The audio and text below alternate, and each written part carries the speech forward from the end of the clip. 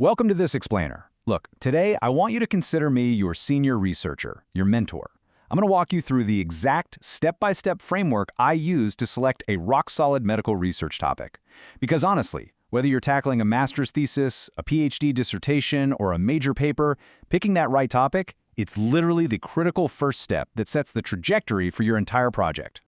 Now, you might be staring at a blank page right now, watching that cursor blink, feeling completely paralyzed by the sheer volume of possibilities out there. Hey, I get it. I remember being exactly in your shoes. It's a super common hurdle. You want to make a real difference. You want to contribute to science. But man, where do you even begin? When we look at broad fields like oncology, public health and epidemiology, neurology, or the whole explosion of telemedicine and AI in healthcare, it's so easy to see why you'd feel like you're drowning in choices. Toss in bioethics, alternative medicine, resource management. The healthcare field is just incredibly dynamic right now. But having way too many options can honestly be just as paralyzing as having none.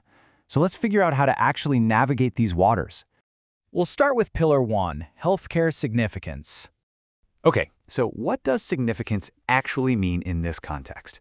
Simply put, it's about addressing a relevant issue within the medical field that has real, practical implications for advancing our knowledge and improving patient care.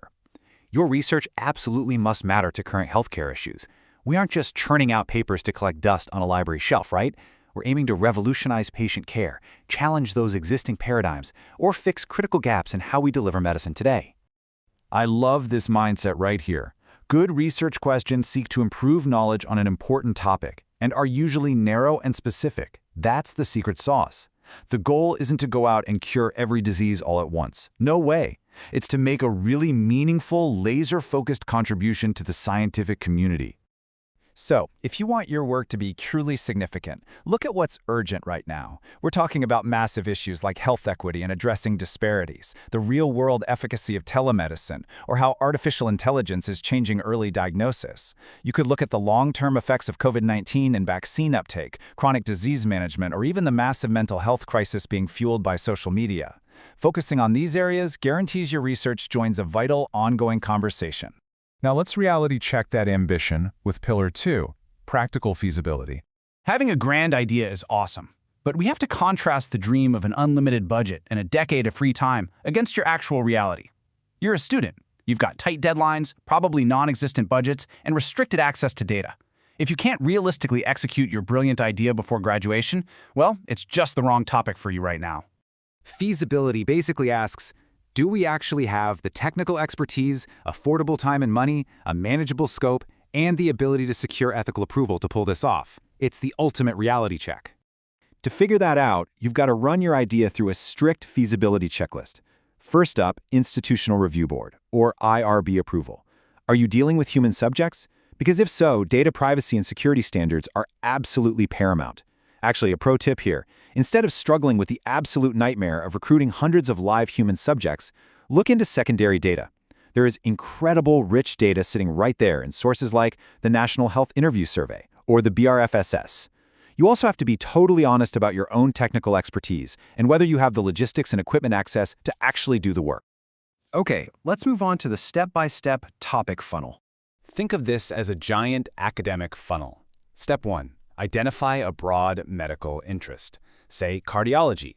Step 2. Review the recent literature to find the gaps. What are the experts missing?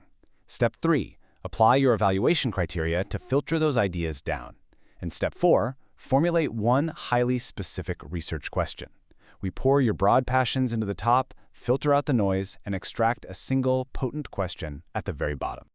To do that filtering, these are the gold standard checklists I use for literally every grant proposal I write. First is the FINER criteria. Is it feasible, interesting, novel, ethical, and relevant? That evaluates the overall viability of the study, basically asking, should we even do this? Then you have PICO, patient or problem, intervention, comparison, outcomes, and time. PICO structures your exact clinical question. Using both of these together guarantees your research question is structurally bulletproof. Let's look at applying this topic framework in the real world. Notice how a generic topic like diabetes management is basically just a textbook chapter. It's way too broad. But look at the focus topic, health disparities in diabetes management across socioeconomic groups. See what happened there? We introduce specific variables and context, transforming it from a vague idea into a highly relevant, researchable question. Here's another one. Cancer treatments. Again, huge, way too vast. Which cancer, what treatment? But if we funnel that down to the efficacy of specific immunotherapy in treating advanced melanoma, boom. Now you have a specific, measurable intervention to investigate. You've got a clear patient problem and an intervention right from our PCOT framework. Geography is another incredibly powerful filtering tool. Take homeless healthcare. That's a massive, incredibly complex issue. But if we focus it down to improving follow-up care for homeless populations in North County, San Diego, which, by the way, was an actual approved dissertation, it localizes the scope. That student took a huge public health issue and made it highly feasible and sharply defined. And just like that, your research journey begins. We've filtered that vast ocean down to a single drop. And now, it's your turn to take the helm. Remember, your work doesn't just exist in a vacuum.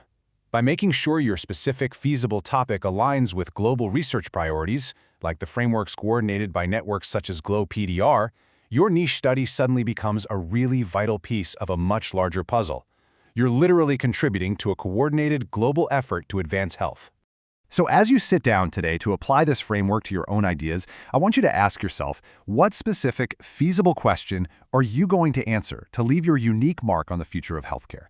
Because the best research, it doesn't just fill pages, it changes lives.